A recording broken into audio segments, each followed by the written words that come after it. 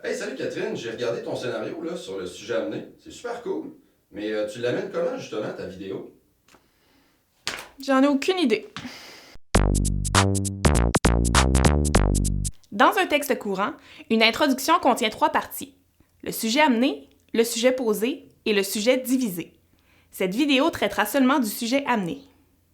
Le sujet amené est le début de l'introduction. Il contient une ou deux phrases qui servent à attirer l'attention du lecteur et à mettre le sujet du texte en contexte, mais sans le nommer. Voici une démarche pour t'aider à l'écrire. Fais un remue-ménage à partir des informations que tu connais et que tu trouveras avant de commencer à écrire. Non seulement cette étape te permettra d'avoir des idées pour ton sujet amené, mais ce sera aussi utile pour écrire un texte qui te ressemblera.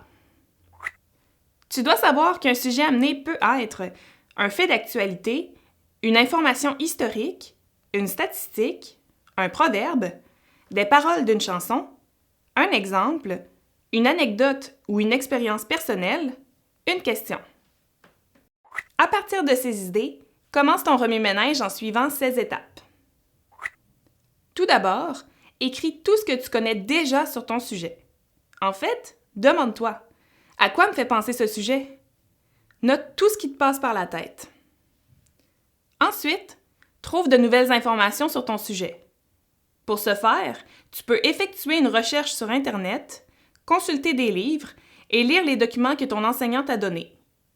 Y a-t-il des articles qui traitent de ton sujet sur Internet? Qu'apprends-tu? Des auteurs ont-ils déjà abordé le sujet? N'oublie pas d'ajouter les nouvelles informations sur ta feuille au fur et à mesure que tu les trouves. Enfin, discuter du sujet est une bonne stratégie pour trouver de nouvelles idées. Tu peux en parler avec tes amis, tes parents, même tes grands-parents. Qu'est-ce qu'ils connaissent sur ton sujet? Ont-ils des anecdotes à raconter? Ajoute toutes ces nouvelles informations sur ta feuille de remue-ménage. Une fois que tu auras plusieurs idées sur ta feuille, tu pourras plus facilement sélectionner celles qui sont les plus pertinentes et intéressantes pour mettre ton sujet en contexte. Voilà! Tu sais comment faire un remue-ménage efficace. Maintenant que cette phase de réflexion est faite et que tes idées sont sélectionnées, tu peux passer à la rédaction du sujet amené.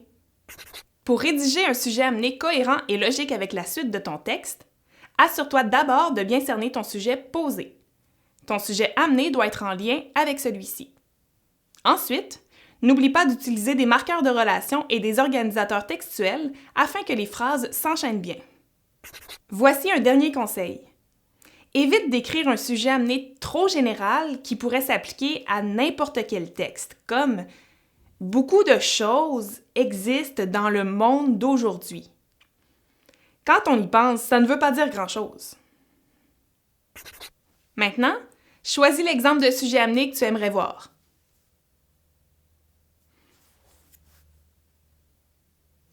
Là.